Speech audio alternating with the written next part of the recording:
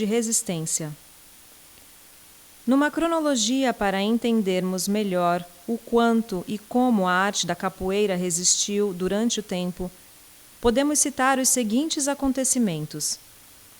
A primeira citação do termo capoeira no vocábulo da língua portuguesa foi entre 1583 e 1598, na obra Do Clima e da Terra do Brasil, do padre Fernão Cardim, atribuindo ao termo a conotação de vegetação secundária, roça abandonada. Em 1624, com o início das invasões holandesas, houve a desorganização social do litoral brasileiro e a evasão dos escravizados, surgindo o termo negros da capoeira. O primeiro registro de um berimbau no Brasil data de 1739 e foi feito na Alfândega, no Porto de Santos.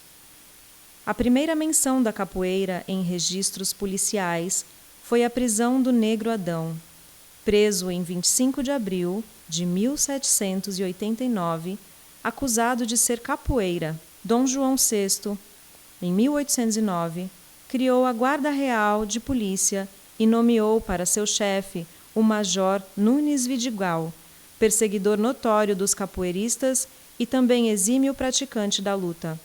Após carta da Comissão Militar do Rio de Janeiro, enviada ao ministro da Guerra, Carlos Frederico de Paula, solicitando o retorno dos castigos físicos aos capoeiristas, no período entre 1821 a 1824, foram decididos castigos de até 200 açoites em praça pública, 3 meses de trabalhos forçados e prisão. Em 1826, o artista francês Jean-Baptiste Debré pinta um negro tocando berimbau na tela O Tocador de Berimbau. Os capoeiristas, sempre tidos como desordeiros e marginais, ajudaram a conter alemães e irlandeses na Revolta dos Mercenários em 1828. Pela primeira vez é retratado o jogo de capoeira no livro Viagem Pitoresca ao Brasil, do alemão Johann Mortis Rugendas, em 1835, com a arte Dança de Guerra. Plácido de Abreu publica o livro Os Capoeiras, em 1886, e já relata a existência das maltas do Rio de Janeiro. As maltas eram grupos de capoeiristas que dominavam as periferias da cidade do Rio de Janeiro na segunda metade do século XIX. Com certeza, o que contribuiu para a organização desses grupos foi a vinda dos heróis capoeiristas da Guerra do Paraguai para a capital do Rio de Janeiro, para reivindicar as suas alforrias e os pedaços de terra prometidos para começar nova vida. A alforria veio, porém as terras não. Assim, os negros iniciaram a ocupação dos morros e periferias, o que resultou nas favelas. Os partidos políticos da época também se aproveitaram de usar esses grupos a seus favores, lhes atribuindo com proteção contra a polícia. Nos anos entre 1850 e 1860, houve a forte presença de capoeiristas brancos, muitos desses europeus, inclusive nas maltas. Provavelmente com a chegada dos portugueses, que não tinham posses, onde muitos eram trabalhadores, açougueiros, artesãos, barbeiros, que vinham tentar a vida ou até criminosos deportados para o Brasil, e com eles a inclusão de armas brancas como bengalas e navalhas, manuseadas com as mãos, ou que eram presas a um elástico e arremessadas, voltando para as mãos do atirador ou também entre os dedos dos pés, para o jogo de capoeira. Em 1880, as maltas praticamente se fundiram em apenas duas, os nagôs e os guaiamuns. Os nagôs eram predominantemente compostos por descendentes africanos e os guaiamuns por mestiços, brancos e portugueses. Os dois grupos eram rivais e cada um dominava uma parte da cidade. Dia 13 de maio de 1888, a princesa Isabel decreta a Lei Áurea, abolindo a escravidão no Brasil. Apesar das participações heróicas e históricas dos capoeiristas em toda a luta em defesa do nosso país e a favor da República, com liberdade dos negros e a vinda dos imigrantes para ocupar seus lugares nas lavouras, o Brasil temia do que eles eram capazes e passou a fazer uma espécie de higiene social, perseguindo os negros, os botando à margem da sociedade e decretando leis que contivessem as práticas de suas culturas e de sua religiosidade, prevendo prisão, castigo e até morte em confronto, principalmente os capoeiristas, tornando a capoeira marginalizada. O decreto número 847 do Código Penal da República dos Estados Unidos do Brasil, de 11 de outubro de 1890, no seu capítulo 13º, dos vadios e capoeiras, em seus artigos 402, 403 e 404, prevê prisão de 3 meses, executando trabalhos forçados e deportação ao presídio de Fernando de Noronha, Pernambuco, para a colônia correcional de 2 Rios, na Ilha Grande do Rio de Janeiro. Após se tornar crime, a capoeira sobreviveu escondida, ensinada nas matas, nos fundos de quintais, praticadas na beira do cais, nas periferias e dentro dos terreiros de candomblé.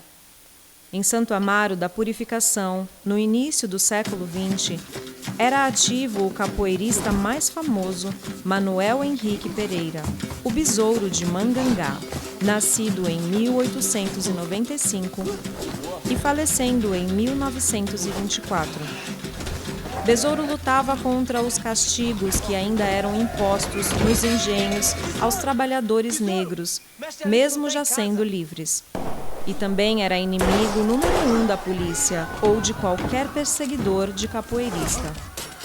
Em maio de 1909, com autorização da polícia do Rio de Janeiro, aconteceu a tão famosa luta entre Francisco da Silva Siriaco, carregador de café, e o japonês Sado Miyako, instrutor de jiu-jitsu da Marinha. O brasileiro venceu, dando grande notoriedade à capoeira, com repercussão em jornais e revistas a nível nacional.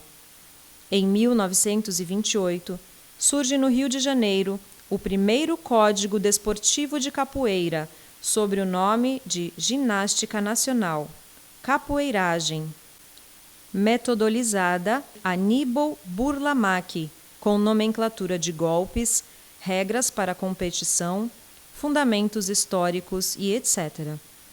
Em Salvador, Mestre Bimba funda a primeira Academia Oficial de Capoeira em 1932.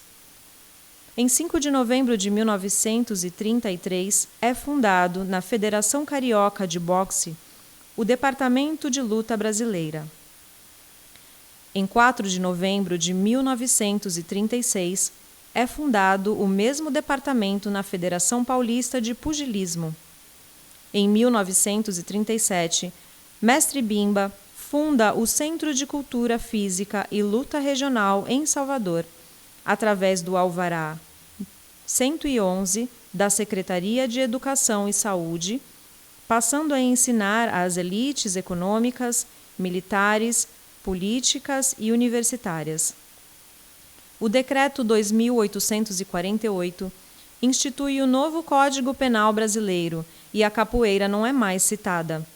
O presidente Getúlio Vargas assinou o Decreto 3.199 em 1941, estabelecendo a organização dos desportos no Brasil, constituindo a Confederação Brasileira de Pugilismo, que já na fundação teve o Departamento Nacional de Luta Brasileira, Capoeiragem. Também em 1941, lá em Salvador, é fundado por Mestre Pastinha o Centro Esportivo de Capoeira Angola, dia 23 de fevereiro.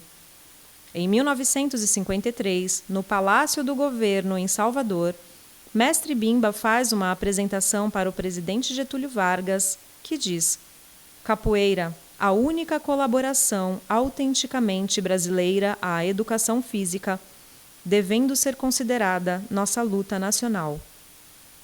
E o Conselho Nacional de Desportos expede a Resolução 071, estabelecendo critérios para a capoeira e a reconhecendo como esporte nacional. Em 1966, Mestre Pastinha e seus alunos vão à África apresentar a capoeira Angola no Festival de Artes Negras de Dakar. A Força Aérea Brasileira organiza o primeiro Congresso Nacional de Capoeira em 1969.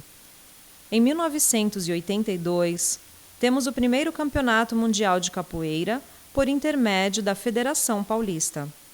A Lei 4.649, de 7 de agosto de 1985, sancionada pelo governador Franco Montoro, estabelece o dia 3 de agosto como o Dia da Capoeira no estado de São Paulo. Em 1992, é fundada a Confederação Brasileira de Capoeira. No dia 20 de novembro de 2008, a capoeira é reconhecida como Patrimônio Cultural do Brasil. Dia 26 de novembro de 2014, em Paris, a Unesco, Organização das Nações Unidas para a Educação, Ciência e Cultura, declarou a capoeira Patrimônio Imaterial da Humanidade.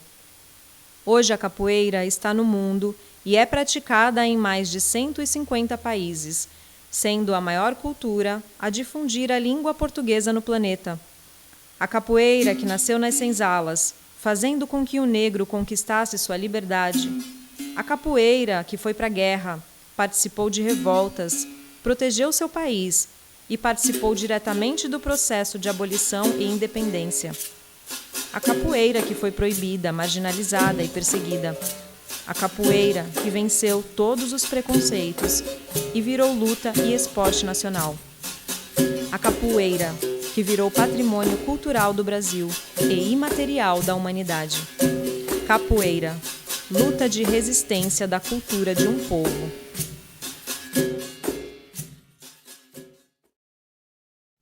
Capoeira, ela pode ser esporte, mas primeiramente ela tem que ser cultura.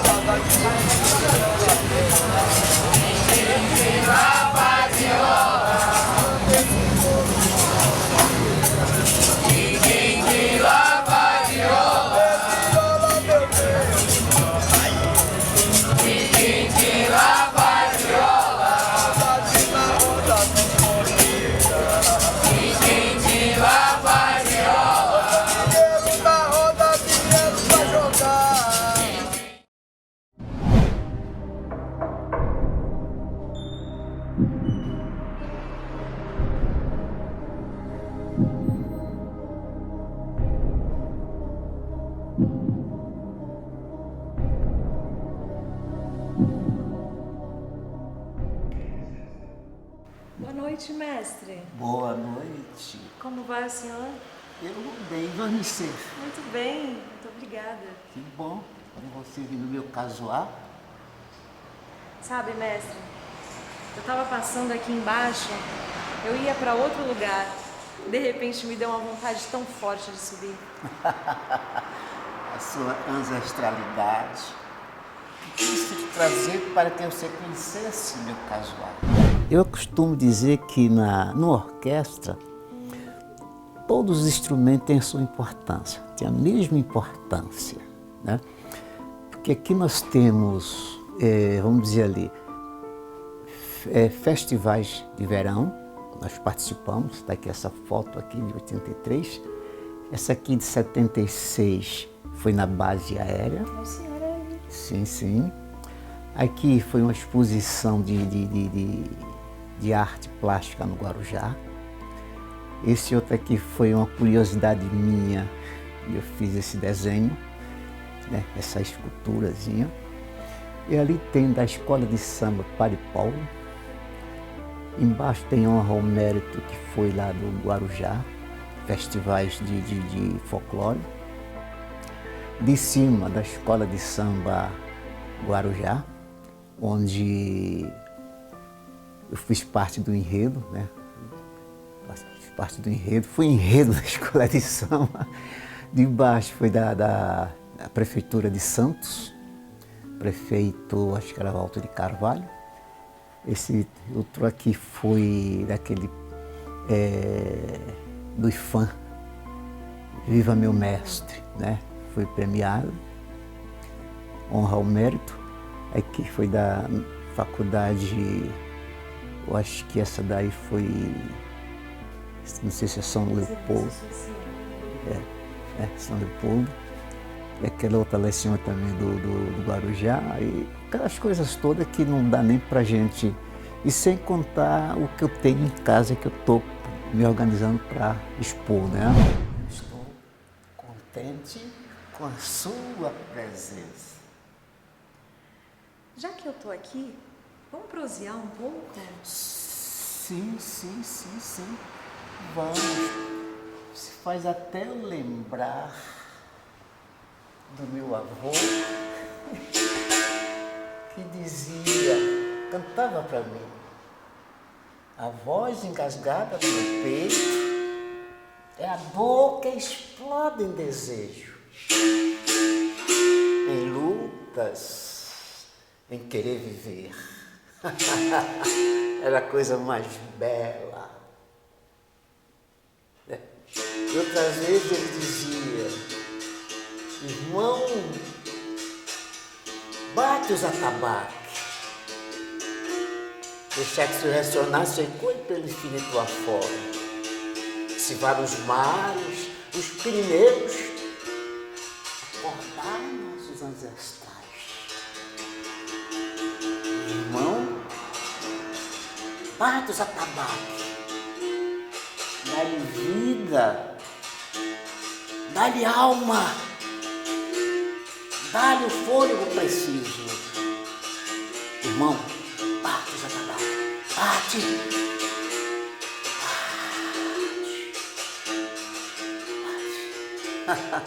Era uma coisa linda, era uma coisa linda, mas era linda. E você? Eu quero saber sobre o senhor, mestre. Mestre Sombra, qual é o seu nome? Meu nome é Roberto Pérez de Oliveira. Então por que Sombra? Eu, pequenininho,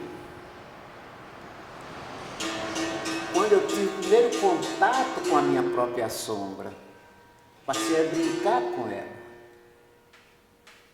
ao ponto de eu querer pisar na cabeça dela. Mas não tinha como, né? Porque ela era rápida. E os coleguinhas, quando ia brincar comigo, que queria me pegar, dizia, poxa, você parece uma sombra. E aí samba foi pro mundo. E hoje, sombra em todo lugar. Mestre, e onde o senhor nasceu? Eu nasci numa cidade pequenininha, no estado de Sergipe, chamada Santa Rosa de Lima. Cidade pequena, mas porém decente. Nasci lá. Estou aqui porque cheguei. Não sou daqui não. Quando que o senhor nasceu? Ixi, há muito tempos atrás. 1941. Quantos anos o senhor tem hoje? Uai! 880. Tenho 80 anos. 80 anos. 80 anos. E a capoeira, quando começou na fase da sua vida? Quando que o senhor conheceu a capoeira? Eu posso dizer para você que é a minha cultura. Meu pai foi de 1880. Minha mãe, 1903. Eu brincando com as crianças do meu tamanho, aí meu cunhado perguntou, fazendo umas brincadeiras, meu cunhado perguntou, tu aprendeu capoeira? Pronto. Aquilo ali não saiu mais daqui. Todos os movimentos que eu fazia era capoeira, para mim. E ela enraizou dentro de mim. Cresceu e me levou. Eu transbordei como água saindo de uma cachoeira. Já viu, né? Como o senhor veio parar aqui em Santos? Como o senhor trouxe a capoeira? Rapaz, acho que é a necessidade de conhecer o mundo. Como foi, mestre? Saí de lá para cá para trabalhar. Em 1962. Aqui eu já tinha muitos irmãos. Já tinha 6 irmãos aqui. Todo mais velho que eu. Tudo mais velho que eu. Trabalhava no cais, eu trabalhava de sacador, outro trabalhava em São Paulo. Eu cheguei pra cá, trabalhei no cais. Tu sabe que eu sou aposentado da estiva do cais? Ah, é, mestre? Fui aquilo lá, fui guarda no cais, trabalhei no ônibus. Quanta coisa! E esse trabalho de capoeira, o senhor começou quando? Quando eu comecei a fazer alguma coisa para querer passar o meu saber para outros, foi mais ou menos em 1963. Fazia um tanquinho ali, um pouquinho lá, um tanque lá, mas não me firmei totalmente, porque eu tinha a capoeira como simplesmente brincadeira. Até chegou um momento que eu levei as coisas a sério. Aí quando eu levei a coisa a sério foi em 1969, 68, por aí. E estou até hoje. Muito bom. Mestre, tem muito troféu aqui. Fala um pouco sobre isso. Esses troféus veio do Festival de Verão, Festival Folclórico, da parte cultural. E tem também campeonato, tem também campeonato, quando a gente tinha uma visão voltada à capoeira esporte, né? Esporte, luta, aquelas coisas todas. E o tempo passa e a gente vai se conscientizando que capoeira ela pode ser esporte, mas primeiramente ela tem que ser cultura. Então, sabe? Então são muitos que 90% foi lá em São Paulo, entendeu? Nos anos para cá. E a vida é isso. Muito trabalho, pouca luta. Muita luta, pouco trabalho. Quem foi o seu mestre? Quem passou esse tesouro do senhor, mestre? Os meus primeiros mestres eram minha ancestralidade. que me levava e me dava alguns movimentos. Não posso dizer o nome.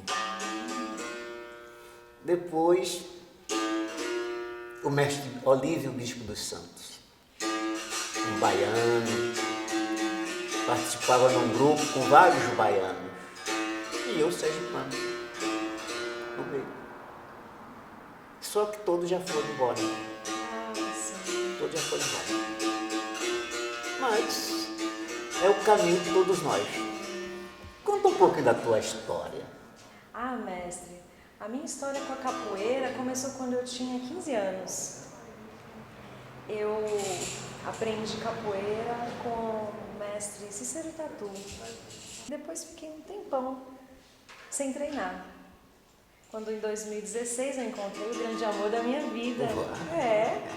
E aí eu voltei a treinar capoeira. Voltou a fazer parte da minha vida. Eu acho que na verdade nunca deixou de fazer. É porque a capoeira não é religião, mas ela nos conforta como religião. Ela nos conforta como religião. Ela nos dá condição de amar, de respeitar e de estar. Por isso que a gente diz capoeira, a expressão máxima da cultura de um povo.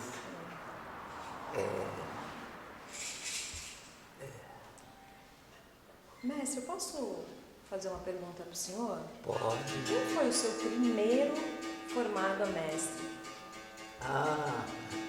O primeiro formado, Eugênio José Pérez Rua. Foi. Depois veio o Walter Oliveira, que a gente chama Walter Cabeça de Aú. Depois, Reginaldo da Cruz, que a gente chama Nego Naldo. E depois o Fábio Parada.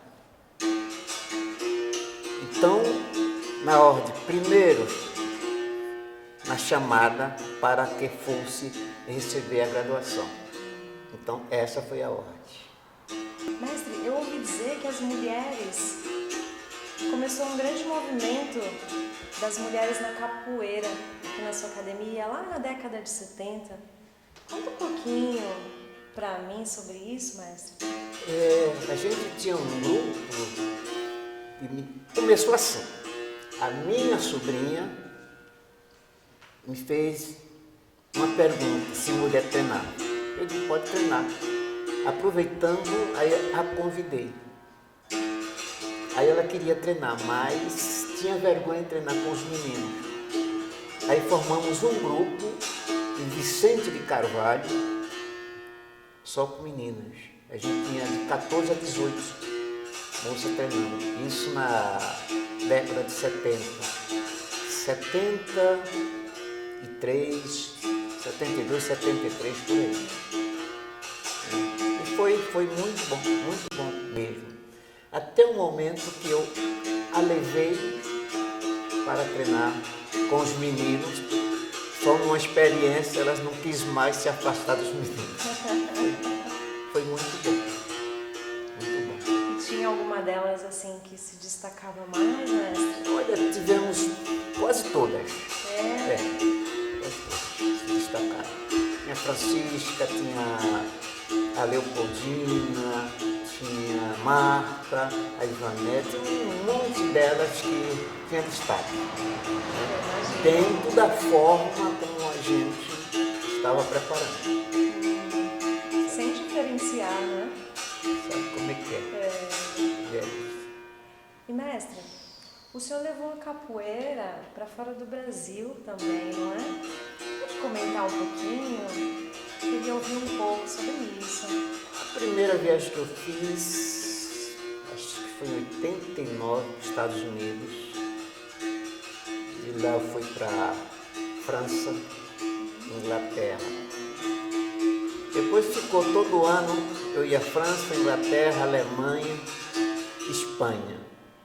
E hoje eu conheço França, Inglaterra, Alemanha, Espanha, Bélgica, Holanda, Portugal, Islândia, Suécia, Dinamarca, Senegal, África do Sul, Etiópia, Quênia e outros países mais que no momento, né? Mas a gente conhece. Quanto lugar o senhor foi? Muito, mas não conheço todo o Brasil. Preciso viajar no Brasil para conhecer. Por falar nisso, mestre, o que o senhor pensa da capoeira como a nossa cultura, a cultura afro-brasileira? Olha, a capoeira ela veio para ficar, como é que ela passou várias situações nos tempos remotos. E na época de hoje ela continua querendo vestir uma nova roupagem, né? Porque antes quem fazia capoeira, os praticantes de capoeira era realmente considerada pessoas desocupadas, pessoas não daquele jeito, né? E hoje todos nós fazemos, saímos para cima e para baixo, uniformizado, aquelas coisas todas, que na minha época o uniforme não era tão assim, mas tudo bem. E a capoeira está em mais de 160 países, muito mais, 160 países. Mas ainda sofremos um pouco, né? Nós somos o primeiro da fila e o último a ser atendido em terras brasileiras. Mas, assim mesmo, já fiz várias oficinas, né? País diferente, escola diferente, em faculdade, na Inglaterra, nos Estados Unidos e em vários outros locais. Mas aqui, sabe como é que é, né? Aqui é Brasil, precisa. Mas tudo bem. Tudo bem. É isso. O senhor tem um belo legado também aqui na nossa região, né, mestre? Mas é aquela coisa, né? Eu sou único. Vejo a capoeira de uma forma com várias vertentes. Primeiro, respeito eu tenho pela capoeira. Depois eu vou correr pelas vertentes. Não são duas culturas, são uma cultura. Muito bom ouvir sua história, mestre Sombra. É sempre bom. Não só dizer, mas escutar. Capoeira para mim é uma energia que me move, que me motiva. É cultura, é arte. E capoeira não é só levantar as pernas. Tem muita coisa dentro da capoeira que a gente pode fazer, mesmo que não tenha condições físicas. Então é através da energia que a gente expressa o nosso amor, não é pelo jogo. Capoeira para mim é liberdade, é vontade, é força de vontade, é querer, é estar presente, mesmo quando não dá. Vale muito a pena. A capoeira para mim é uma expressão máxima de um povo e é um lugar que eu me sinto bem. Capoeira para mim é uma das culturas máximas de um só povo, né? Na senzala somos várias expressões de um mesmo rosto.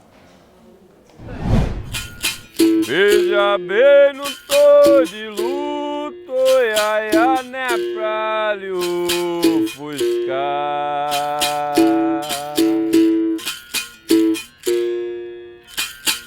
Veja bem, não tô de luto, nem é pra lhe ofuscar.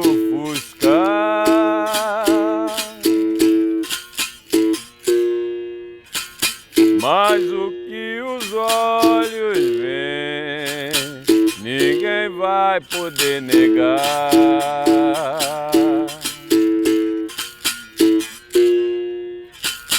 Sob a luz eu vejo a sombra, sob a luz eu vejo a sombra.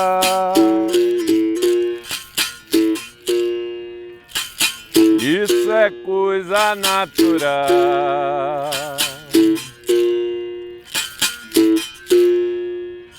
Quem via não enxergava.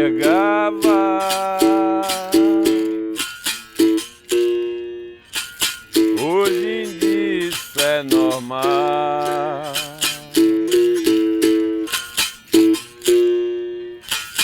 Faz lembrar daquela frase, é aquela velha frase.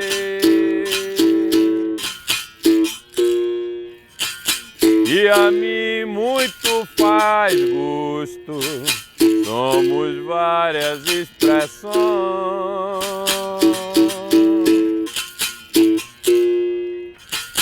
Dentro de um mesmo rosto.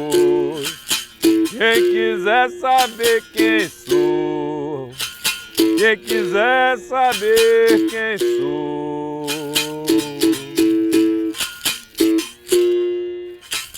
com orgulho hei de afirmar, eu me chamo Quilombola.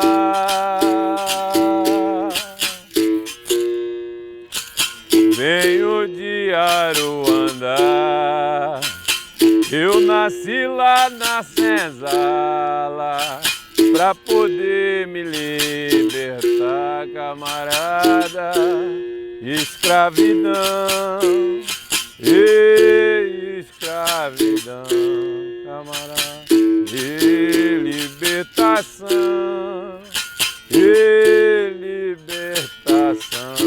camarada. E a malandragem, e a malandragem, camarada.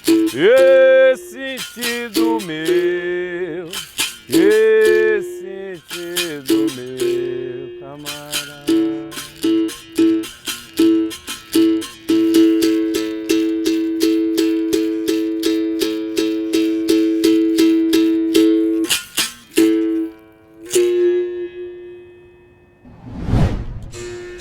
Berimbau? Sim. Instrumentos da solidão. O senhor ouve? Sim, tô ouvindo.